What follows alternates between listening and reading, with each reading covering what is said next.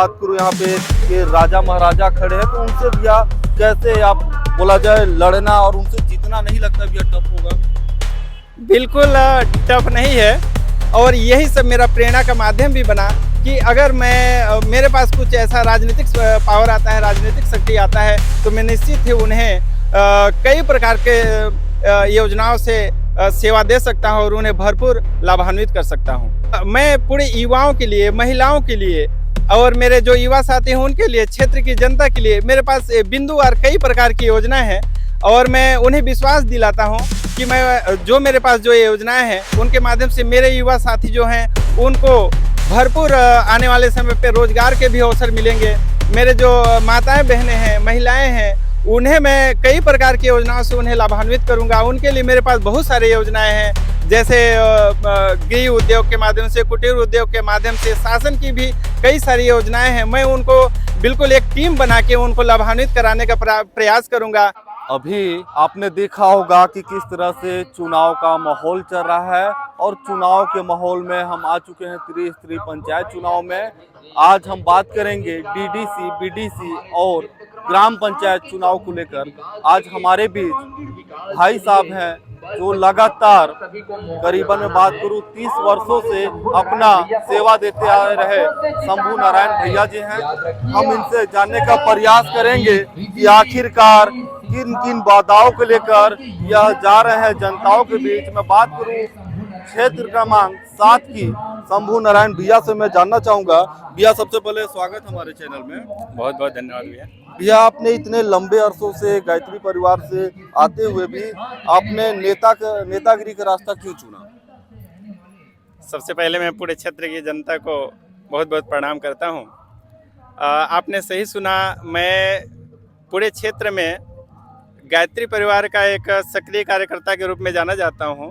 साथ ही मैं पतंजलि योग समिति और योग आयोग व राष्ट्रीय स्वयंसेवक संघ से भी जुड़ के विभिन्न प्रकल्पों में समाज का सेवा करते आ रहा हूं।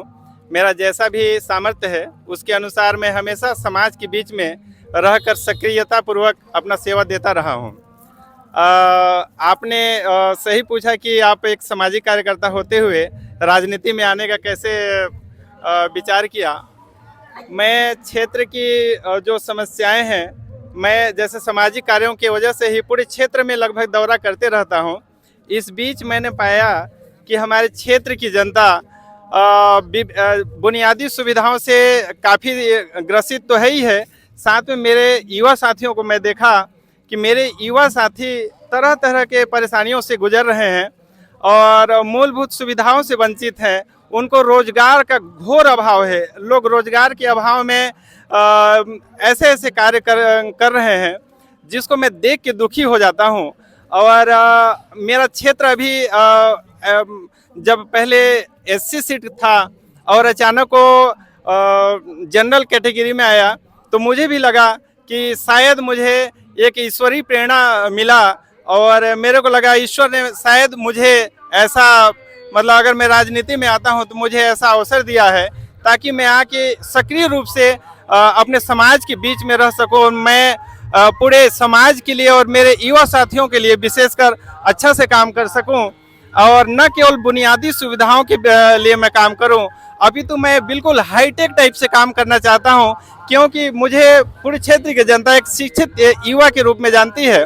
और मैं जो सामान्य जो समस्याएं हैं जनताओं के, उसको तो मैं बिल्कुल मतलब मेरे यहाँ उसके लिए आते ही हैं।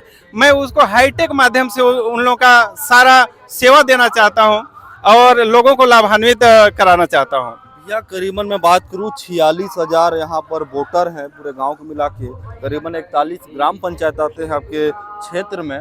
तो भैया यहाँ पे कई दिग्गज खड़े हैं, जैसे मैं बात करूँ यहाँ पे कि राजा महाराजा खड़े हैं, तो उनसे भैया कैसे आप बोला जाए लड़ना और उनसे जीतना नहीं लगता भैया टफ होगा? बिल्कुल टफ नहीं है। आप पूरे क्षेत्र में देखेंगे तो मेरे क्षेत्र की जनता मेरे ऊपर अगाध विश्वास और अगाध मेरे ऊपर प्रेम करती है, पूरे क्षेत्र की जनता। और मैं उनके विश्वास प्रेम परिचय के दम पे ही मैं कह सकता हूं कि मेरे क्षेत्र की जनता को ये कतई मायने नहीं रखता कि कौन राजा है, कौन महाराजा है, कौन दिग्गज हैं और कौन बिल्कुल बड़े बड़े नेता हैं।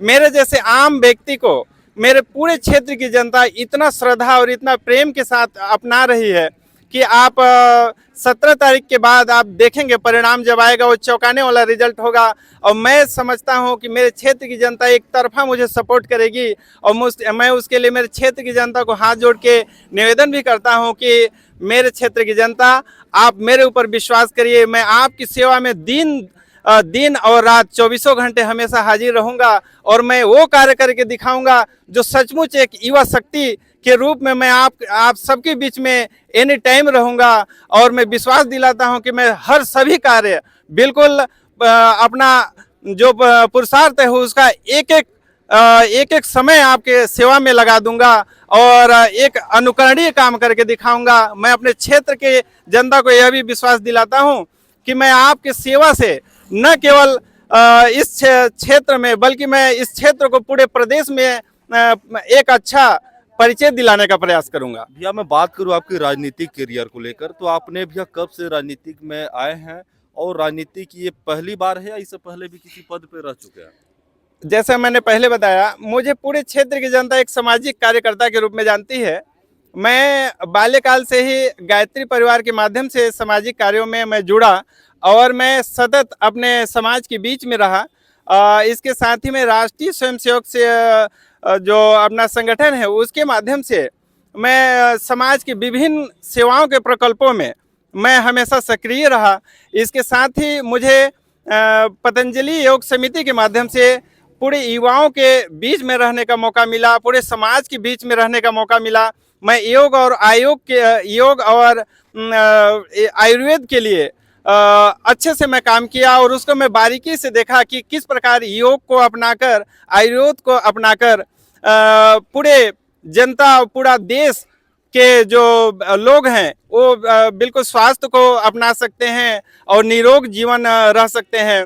तो मैं उसके माध्यम से भी समाज की कई सेवाओं के प्रकल्पों को देखा है और मैंने पाया कि चूंकि मैं घर से तो इतना सक्षम नहीं हूं कि मैं समाज के बीच में हमेशा रहूं और मैं उनका सेवा बिल्कुल अपने ऊर्जा को वहां पे लगा सकूं, लेकिन अगर मैं देखा कि अगर मैं राजनीति में अगर आता हूं तो मुझे ऐसा अवसर मिलेगा कि मैं समाज के बीच में 24 घंटा रह सकता हूं, मेरे क्षेत्र की जनता के बीच में रह सकता हूं और उनको विभिन्न माध्यमों से मैं उनको सेवा दे सकता हूं और उनको लाभान्वित कर सकता हूं।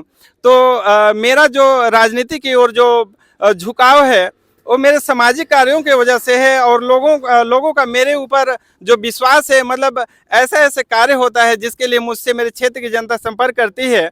लेकिन चूंकि मैं अपने घर से इतना सक्षम नहीं हूं कि मैं हर समय मतलब समाज के बीच में रह सकूं। अगर मुझे क्षेत्र की जनता राजनीति के इस क्षेत्र क्रमांक 7 का प्रत्याशी जो मैं अभी हूं और यहाँ पे मुझे निर्वाचित करती है तो मैं निश्चित ही उन्हें भरोसा दिलाता हूं कि मैं वो कार्य करके दिखाऊंगा जो कि पूरे क्षेत्र और पूरे प्रदेश के लिए अनुकरणीय रहेगा। जी भैया मैं बात करूँ, अभी आपका सबसे बोला जाए पहला ये समय है जो डीडी से लिए आपने खड़े हुए मुद्दे पे डायरेक्ट बात करिए। जी पहली बार है। हाँ बिल्कुल। आपको लोग के बीच जा रहे हैं, आप युवाएं मिल रहे हैं कि ऐसे युवाएं हैं, कई ऐसे महिलाएं हैं, उनके लिए बताएंगे कि उनके लिए क्या सोच के रखे हैं, आपके पास क्या प्लान है उनके लिए? मेरे पास मेरा घोषणा पत्र भी तैयार है और मैं अभी आपके इस मंच पे साझा अभी नहीं करूंगा। और मैं पूरे युवाओं के लिए, महिलाओं के लिए और मेरे जो युवा साथी हैं उनके लिए, क्षेत्र की जनता के लिए मेरे पास बिंदुवार कई प्रकार की योजनाएं हैं और मैं उन्हें विश्वास दिलाता हूं कि मैं जो मेरे पास जो योजनाएं हैं उनके माध्यम से मेरे युवा साथी जो हैं उनको भरपूर आने वाले समय पे रोजगार के भी अवसर मिलेंगे।